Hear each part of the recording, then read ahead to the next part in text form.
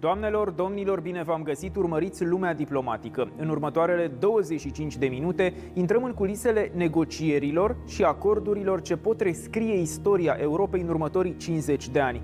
Celebrul jurnalist Richard Quest a participat la conferința Tech Talks, organizată la Timișoara de Universitatea Politehnică, și a vorbit în premieră cu televiziunea română despre tot ceea ce înseamnă provocările de securitate din regiune, viitorul Alianței Nord-Atlantice, dar și provocările cu care se confruntă România, respectiv în plan economic, dar și efectul măsurilor fiscale luate de executiv.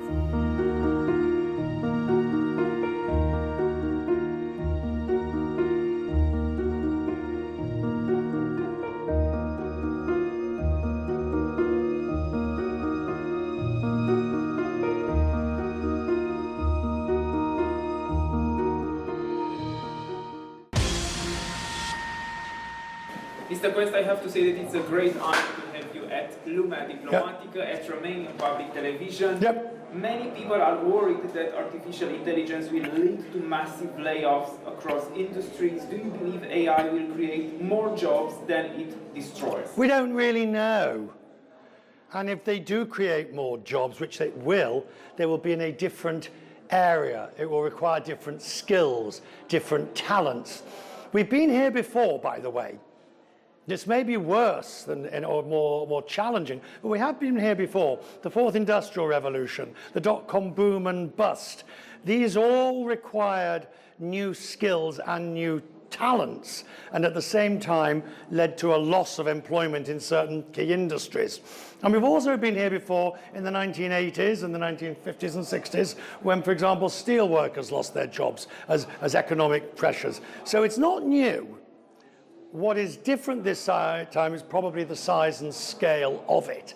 So you're right, there are jobs that are going to be lost. There will be jobs that are gained, but they will be of a different skill set and they may not be of the same number. So yes, we're facing a crisis. It's a bit like the frog in the hot boiling water, where the temperature just goes up a bit, a bit, a bit, a bit, a bit, a bit. You don't notice that you're boiling to death until it's too late. For a developing economy like Romania, what would be the impact of AI adoption? You are in a fortunate position in Romania because many of the new industries that are required, coding, computer sciences, technology, IT, they are here. And the universities like this one are teaching people. So if you look at, and on the positive side, if you look at the foreign direct investment into this country, it is huge. If you look at the way things are, the industries that are being prioritized, if you look at the industrial parks, this country is positioning itself to be one of the leaders. The problem is the economic scenarios under which it's currently existing are very, very challenging. But I think if you look to the future, the balance is starting to look in Romania's favor. How should governments prepare for an AI-driven economy where entire professions could disappear within a decade? You do what you can. You train, your skill set, you put money into education, you put money into retraining, all the things. This is not rocket science. We know how this is done.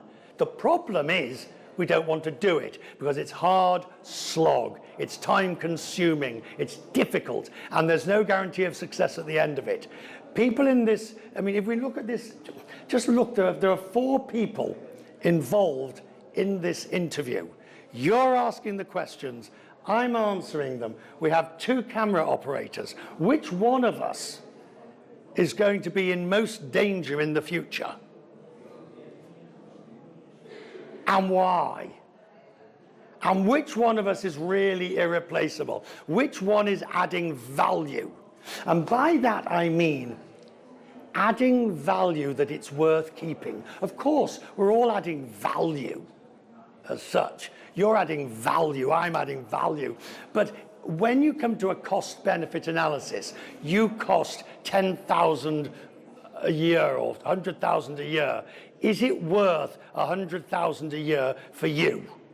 Or could we get an AI that may not do good a job, but it'll save 100,000? And that's going to be the challenge. And that challenge will happen again and again and again and again. That's the reality. Are you worth it? Yeah. Prove it. I will prove it. Romania has recently introduced and discussed several fiscal and budgetary measures. How do international investors usually interpret this kind of economic uncertainty? Okay, you've got to look at the numbers. Your inflation, your interest rates, your unemployment, your budget deficit. These are all on the wrong side of good. Okay? So now when you put in place a variety of policies, you have to justify. So if you are continuing deficit spending, this can only be for the capital expenditure. In other words, infrastructure, roads, data centers, education, where there will be a long-term payback to the country as opposed to just paying the ongoing bills. How are you going to get inflation down? What is it, 6-7% in the country? How are you going to get it down to a manageable number? Why? Because it's eating away at everybody's savings and everybody's income. So it's a cancer in the system. And the one thing about the markets is they're known as the bond vigilantes. They will hold governments' feet to the fire. Because if Romania is a bad investment, there are plenty of other countries nearby that are good ones. From your point of view, which key sectors of the Romanian economy could become most attractive for foreign investors? Obviously IT, tech, any form of advanced manufacturing. You have an educated, skilled workforce. Those are the sort of things that will be the country's future. You have a lower cost base than some of your neighbours. Therefore, there is an inbuilt advantage for this country. Looking at today's geopolitical climate, do you think the world is moving toward a new Cold War? That's a great question for us. It's a great, easy, simple question for a really complicated answer. At one level, yes, there's a war in Europe. There's a war on your border. So the country that you would be going towards to avoid a Cold War, you can't because you're at war with them. Or we're not, but one of our neighbours is at war with. And so I think you have to look at what happened in China in the last 48 hours, where this new phrase of constructive strategic stability has come up. Xi basically saying constructive strategic stability between the US and China. In other words, we're not going to agree on everything, but we're better off working together and we will be constructive to create a stable environment. That'll be more difficult, of course, with the US, which loves to throw tariffs on left, right, and center. Younger generation are increasingly skeptical about capitalism and economic opportunity. Do you think the global economic system still works for ordinary people for the next 10 years? What's the alternative? Well, I mean, that's the answer. Those same skeptics about capitalist market-driven economy, they love the iPhone, they love the jeans, they love the consumer choice that comes with the market economy. So, which do you want? Do you want totalitarianism, communism, or some version of we'll tell you what you can wear and what you can do? Or do you want the choice of that camera or that camera or that camera? That comes at a cost. The market economy can be pretty brutal quite often. Romania is in the middle of a political crisis at the moment, but it's not the end of the world. The economics in this country are poor and they need addressing. But again, not the end of the world. You've forgotten 5 years ago, the whole thing closed down with COVID. What needs to happen in many ways is there needs to be just a retrenchment to reality, that you're in this for the benefit of the people, and the policies have to reflect that, and that's what needs to come through. What role should journalism play in a world dominated by social media, misinformation, and AI-generated content? You do the job that you've always done. Report the news, report the facts, and don't take sides unless that's your job. You can't. It is the job of other people. It is the job of educators, of social policy, of parents to teach youngsters how to gauge the source material and if it's likely to be accurate. All we can do is report what's happening. and try to do it in as fair and honest. We get into terrible trouble when we start trying to manipulate it. Just tell people who, what, where, when, why, and who paid for it. From your point of view, what are currently the greatest threats for the global economy? War, inflation, geopolitical tensions? They're all the same thing. One leads to the other. War is clearly the biggest issue because war creates, besides the human toll, which is horrific, war also creates imbalances in economies. It also creates all sorts of... war is by far the most difficult. But then I would say poor policy making is not far behind. Policy making based on dogma and philosophy rather than on pragmatism and reality. That seems to be one of the issues. But ultimately, at the moment, it's the war. It's war. It's a war in Ukraine. It's a war in the Straits in Iran. These are the major economic drivers of worry at the moment. How do you see the end of the war in Ukraine? No idea. I mean, there you go. I mean, I could give you an answer that says a negotiated settlement of sorts. But, well, you roll your eyes. But the way in which one is heading towards a stalemate of 5 years and horrific deaths, you have to be talking about some form of negotiated settlement. The issue is at what level, in terms of the east of the country. How much of the Donbass is the current government prepared to give up? How far can they go? How far, I mean, and this will be extraneous factors. How much is the US prepared to continue supporting Ukraine with military armaments, bearing in mind the NATO's numbers that we're seeing on the depletion of armaments from the US stocks because of what's happening in Iran? It's a very complicated picture. So when you ask, how do I see the war in Ukraine ending, you have to say with some sort of negotiated settlement, but the level of that settlement depends on other factors.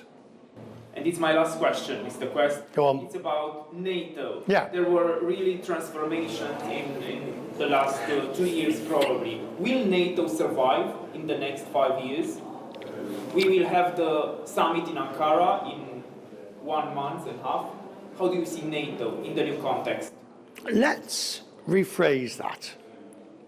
Will there be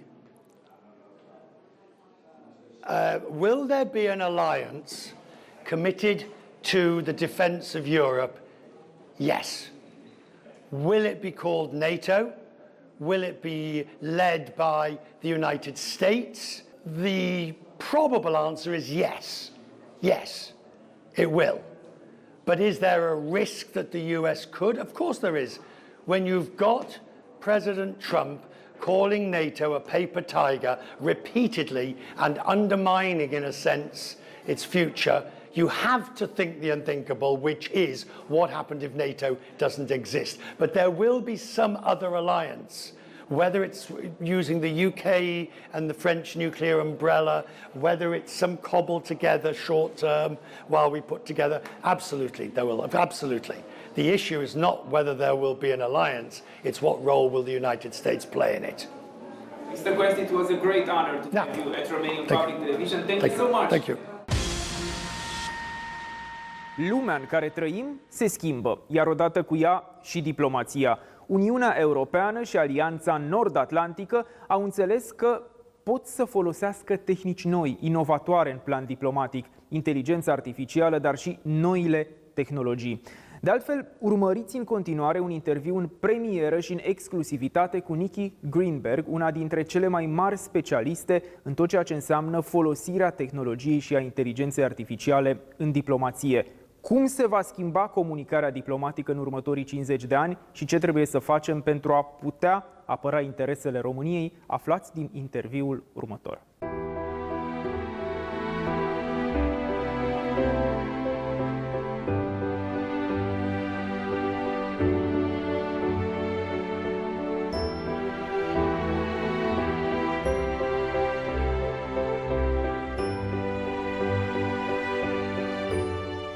Welcome at the Lumea diplomatică, our special program, and welcome in Romania. Nikki, I will start with a question about diplomacy and AI. How do you think artificial intelligence will reshape diplomacy over the next 2 decades? Oh, you're asking me the easy questions first. Thank you. I mean, look, it depends on, artificial intelligence depends on how people choose to use it.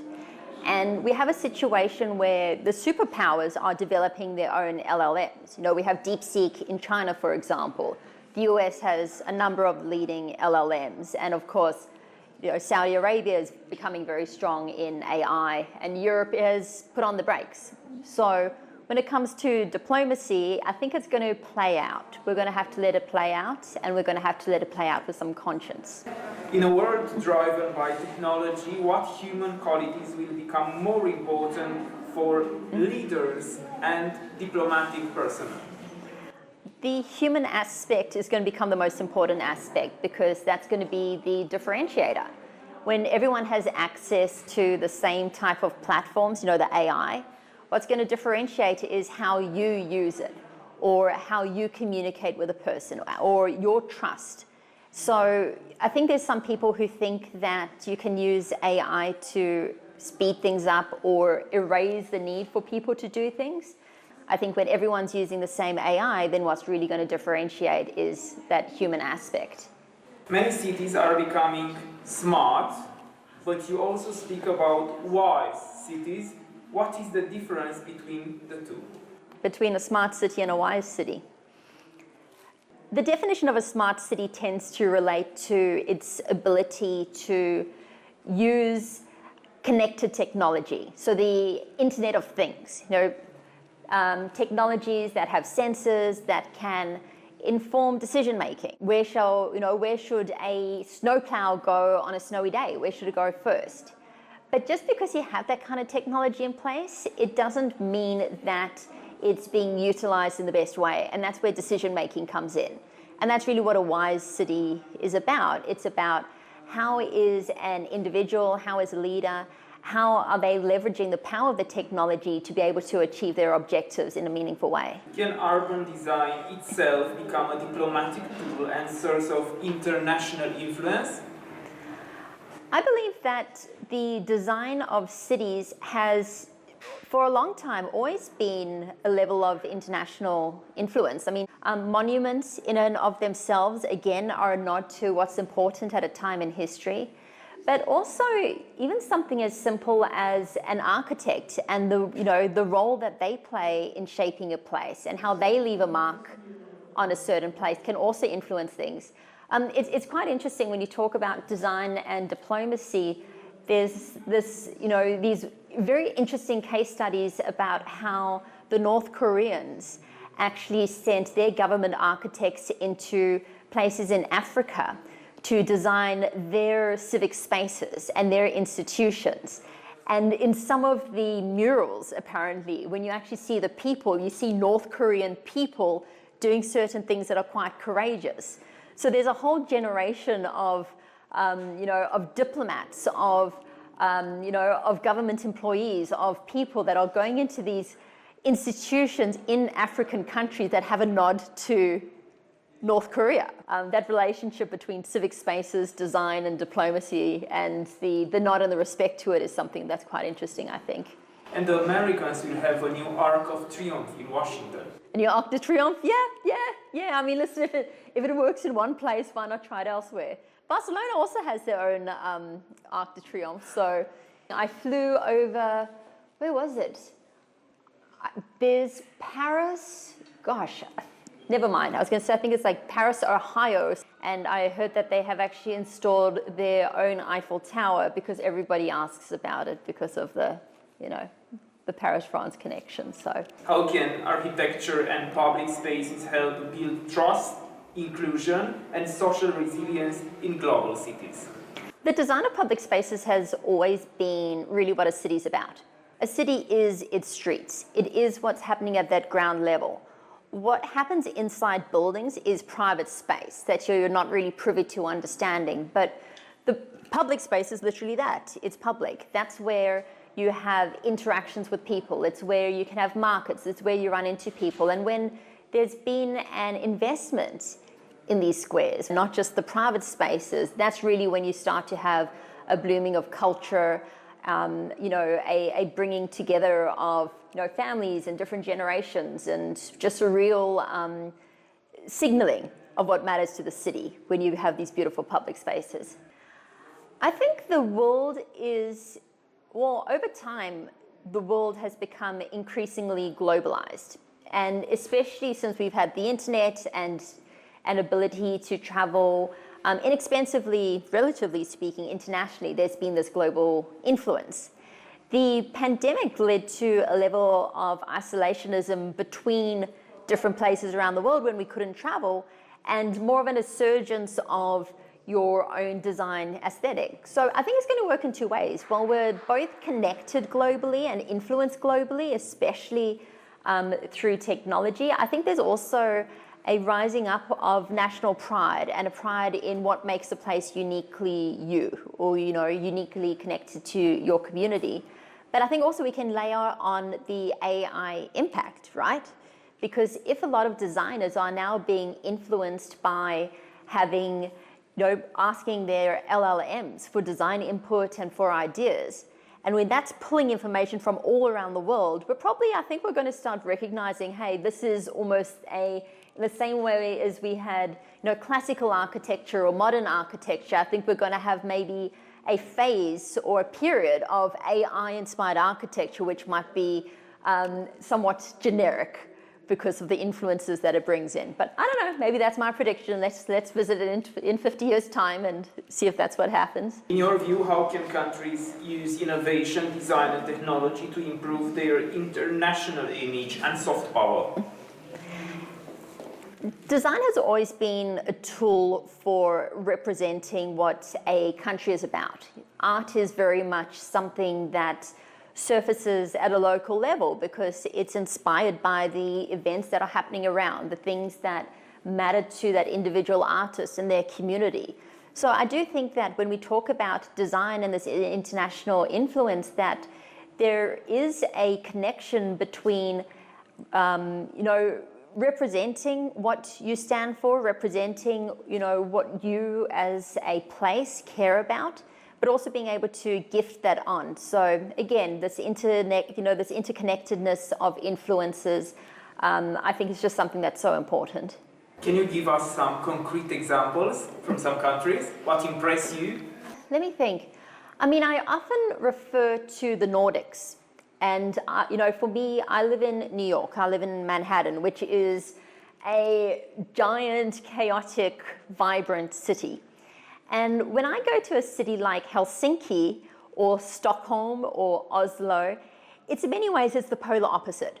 They're very well organized, they're very clean, they're very well run, they're a lot quieter and a lot more walkable. And I think between the two, there's an interchange.